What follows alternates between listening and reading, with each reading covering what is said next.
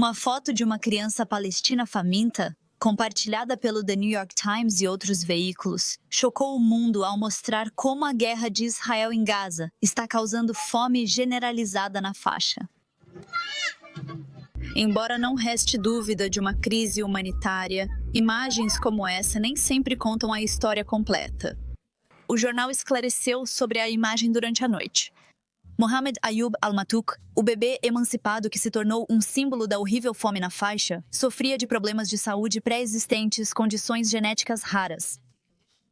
A correção não foi postada na principal plataforma X do New York Times, mas através do perfil de comunicações muito menor e menos seguido. A nota do editor mencionou que sua condição se agravou rapidamente quando faltaram comida e atendimento médico no enclave. Outra foto surgiu do que supostamente é o irmão de Mohamed, que não parece estar desnutrido. O Ministério das Relações Exteriores de Israel foi rápido em criticar o jornal. Isso não é jornalismo, é uma calúnia moderna contra Israel. A imagem da criança faminta se tornou o centro de uma discussão maior sobre verdade e narrativas em tempos de guerra. A comunidade internacional e as organizações de ajuda estão soando o alarme sobre a grave situação humanitária em Gaza, culpando os bloqueios e restrições de Israel à ajuda à população. Israel insiste que não há fome em Gaza, mas após aumentar a pressão, tomou uma série de medidas desde o fim de semana para aumentar a quantidade de ajuda que entra na faixa e facilitar sua distribuição. De acordo com o COGAT de Israel, mais de 200 caminhões foram coletados e distribuídos na terça-feira pela Organização das Nações Unidas e organizações internacionais, enquanto mais de 220 caminhões entraram em Gaza e agora estão aguardando coleta e distribuição. Para mais informações, vamos agora com Hama Zig, membro sênior do Instituto de Tel Aviv. Obrigada por estar conosco.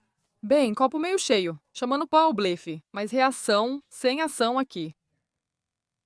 Essa correção foi uma admissão de que fatos foram deliberadamente ignorados para servir a uma narrativa política, e essa narrativa tem consequências reais.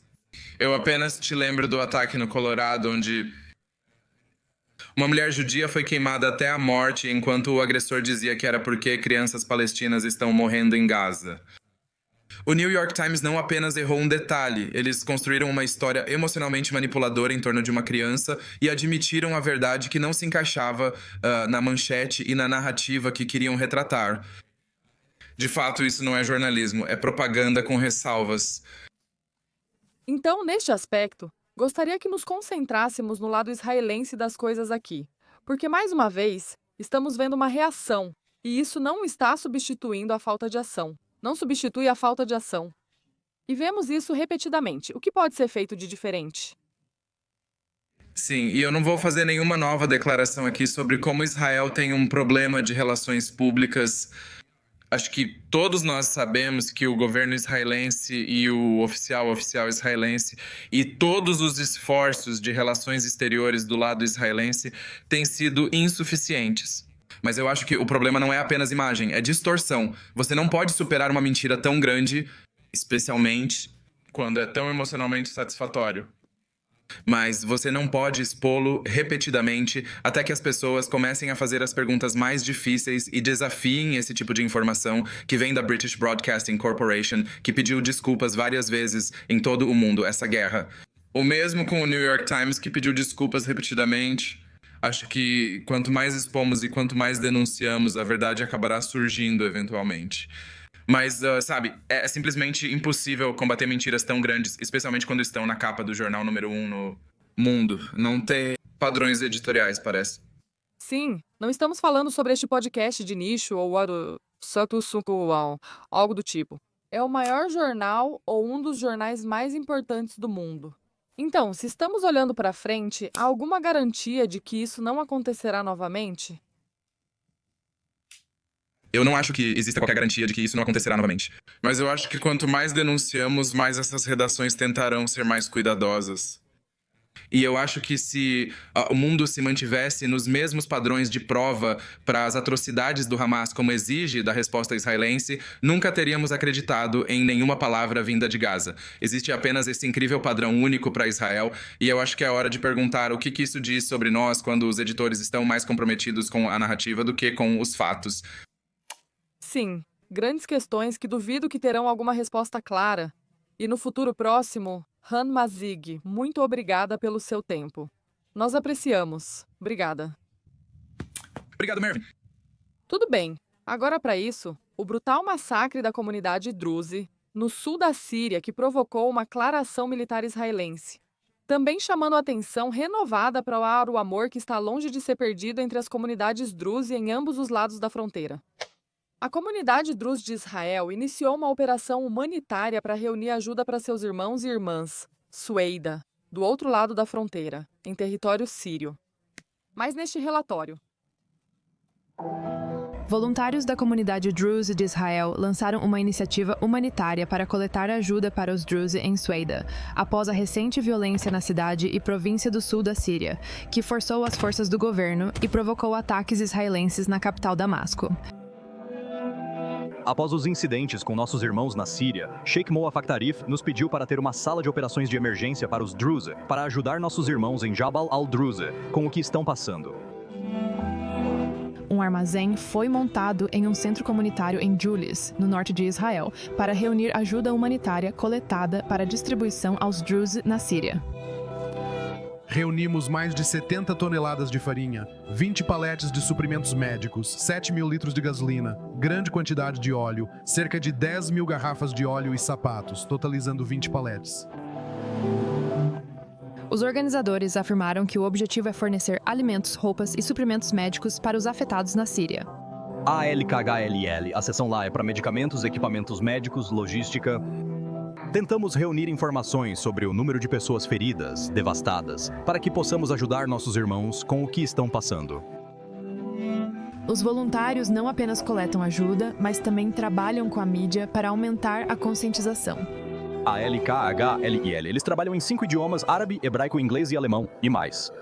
Eles enviam curtas-metragens mostrando os crimes ocorridos em Sueida para o mundo. Um frágil cessar-fogo foi alcançado após centenas de mortos em dias de violência sectária em Sueida, entre facções Druze e tribos beduínas. A rápida escalada do conflito trazendo à tona múltiplas camadas de política e identidade na região.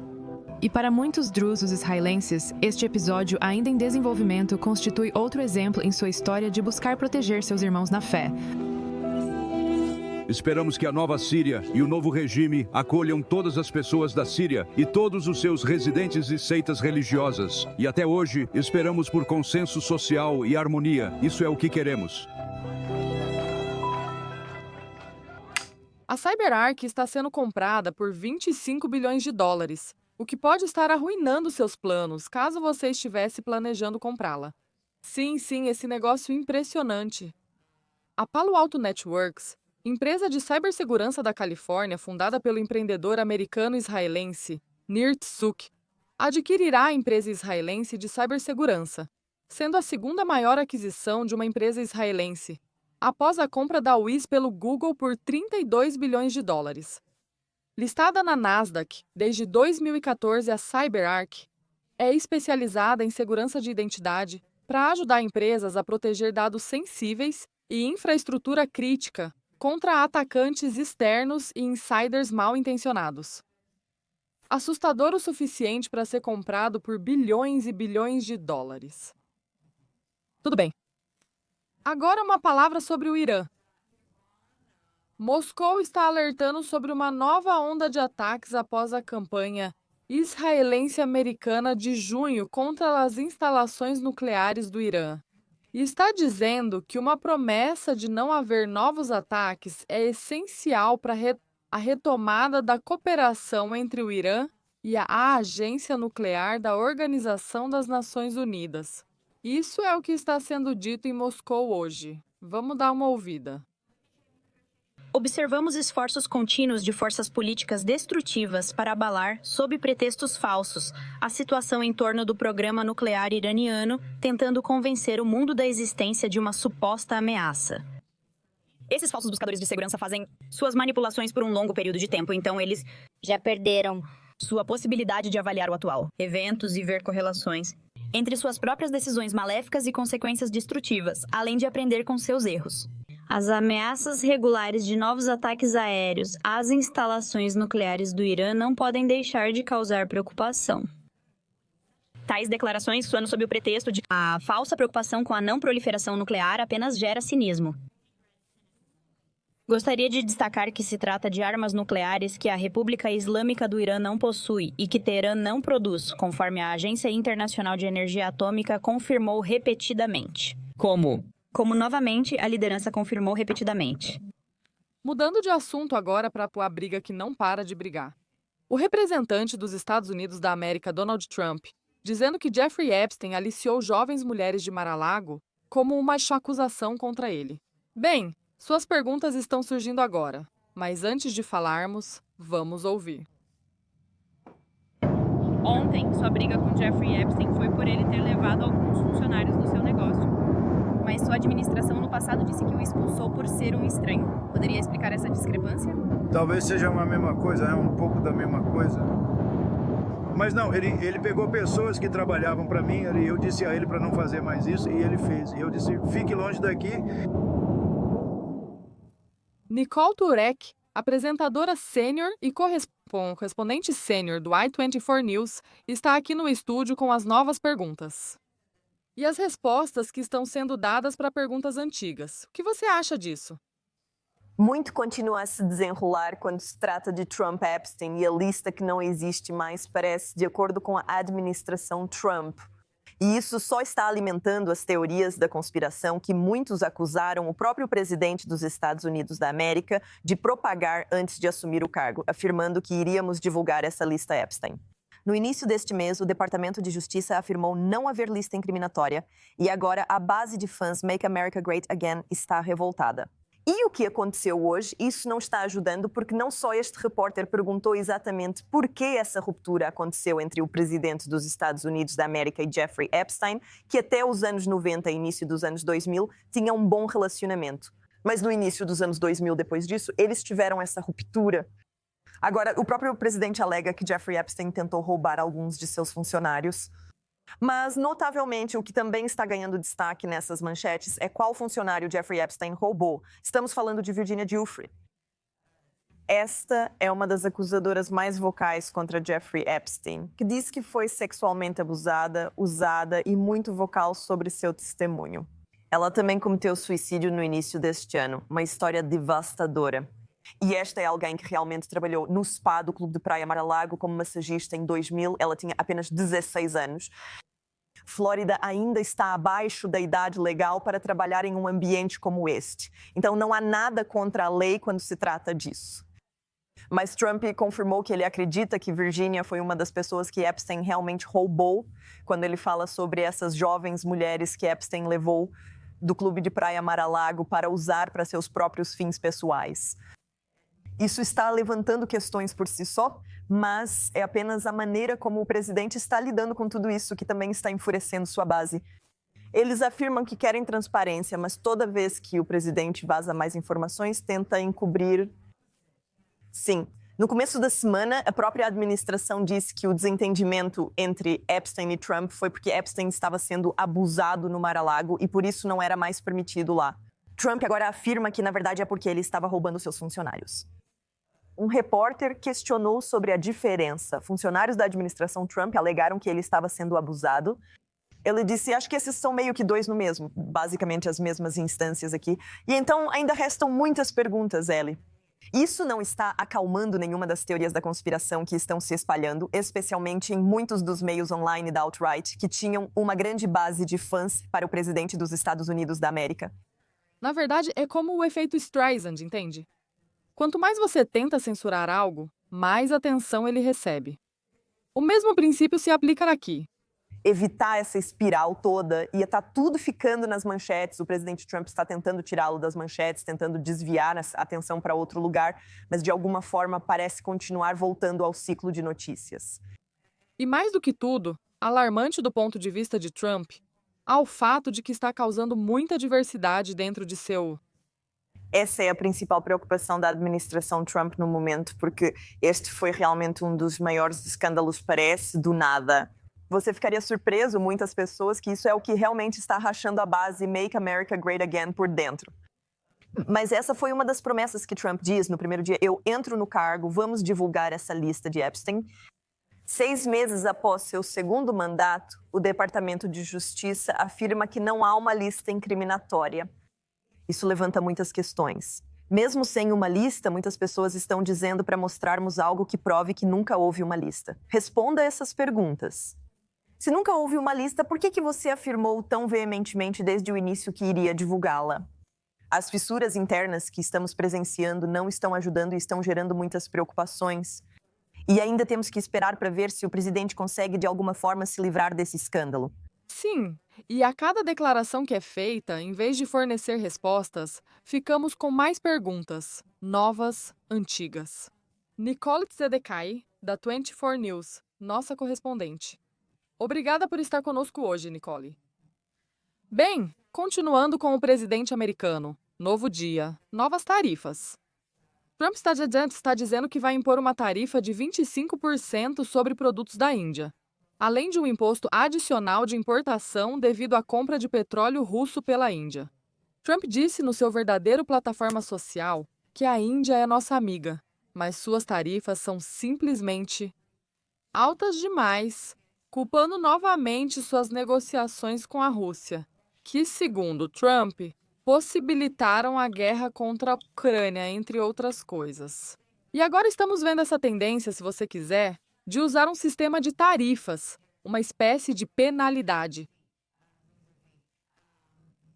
frente a frente com os aliados americanos. E ele está sugerindo que esse mecanismo será imposto intacto a partir desta sexta-feira que vem como parte do lançamento das tarifas revisadas de sua administração em vários países, não apenas na Índia.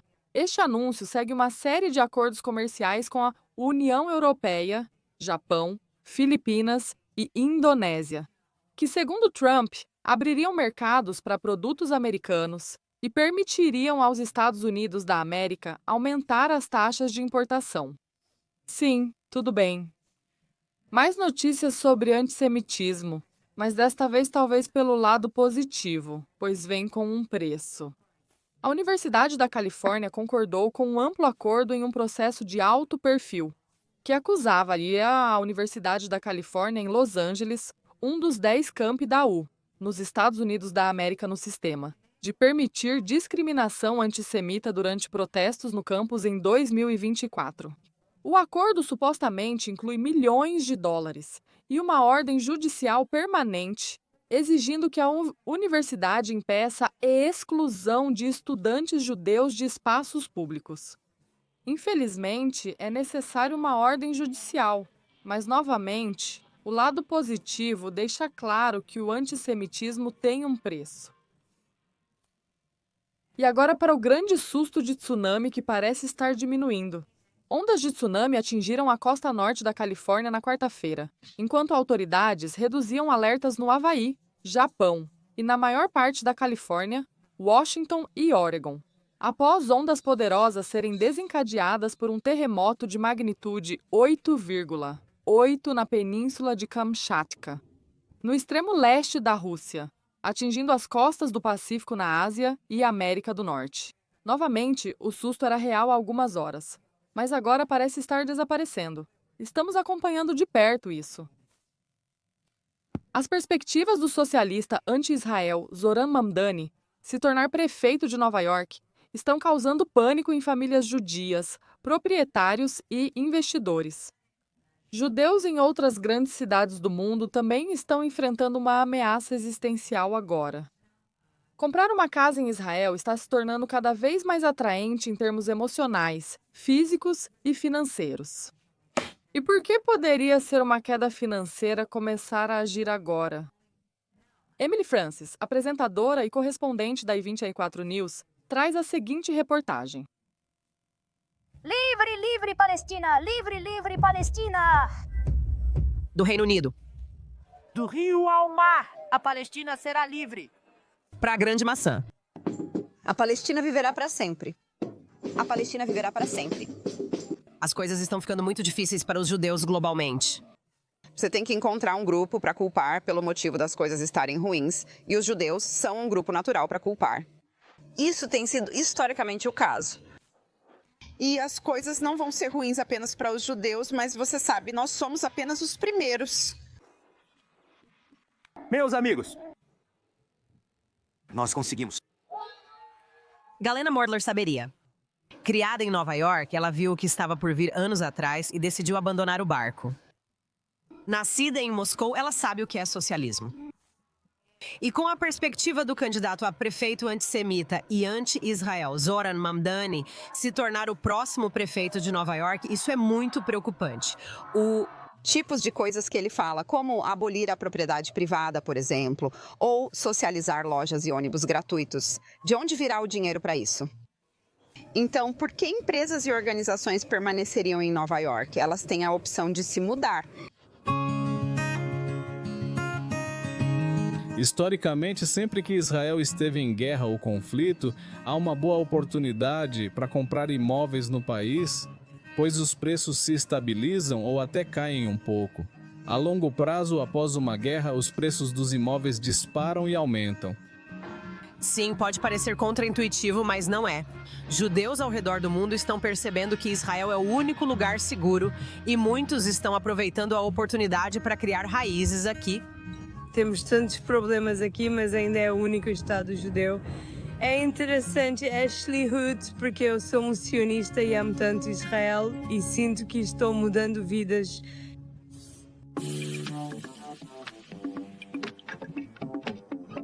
Oi, bem-vindo ao Unconfused Israeli Real Estate. Oi, Moshe Binyamini. Oi, Mayan, como você está?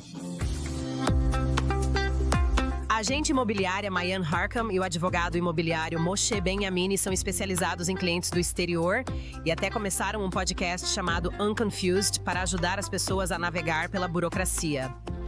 Além de tudo que acabamos de dizer sobre Zoran Mamdani, sobre ele não ser um grande fã de Israel, ele quer construir muitas moradias acessíveis para as pessoas que eventualmente prejudicarão os investidores. Como você pode observar pelas gruas e construções, as oportunidades são ilimitadas. Desenvolvedores como Ben Shalom estão abrindo caminho para soluções prontas que oferecem mais valor pelo dinheiro das pessoas. Quando um cliente vem até nós e decide comprar um apartamento em Ben Shalom, ele realmente entendemos que ele coloca a coisa mais importante para ele na vida, sua casa, em nossas mãos. Os imóveis aqui só aumentam de valor porque há uma oferta limitada, grande demanda. Acabamos de ter uma crise no Irã. Surpreendentemente, a Bolsa de Valores não caiu por aqui. E eu não quero dar azar. Pode parecer contraintuitivo, mas ainda assim as pessoas investem. Além disso, o país está oferecendo enormes incentivos para compradores internacionais, incluindo uma nova lei que praticamente elimina os impostos de compra, hipotecas mais flexíveis e Israel não impõe impostos sobre herança e seu patrimônio é protegido mesmo em tempos de guerra. Se Deus nos livre, um míssil atingir seu apartamento, não importa realmente se é de propriedade do Estado ou de você pessoalmente, você tem o Estado que irá compensá-lo por tudo, se você foi atingido por um míssil ou por qualquer dano. Não importa se é um apartamento ou um negócio, ou mesmo se é um carro, você está coberto pelo Estado. Pessoas que vêm aqui durante guerras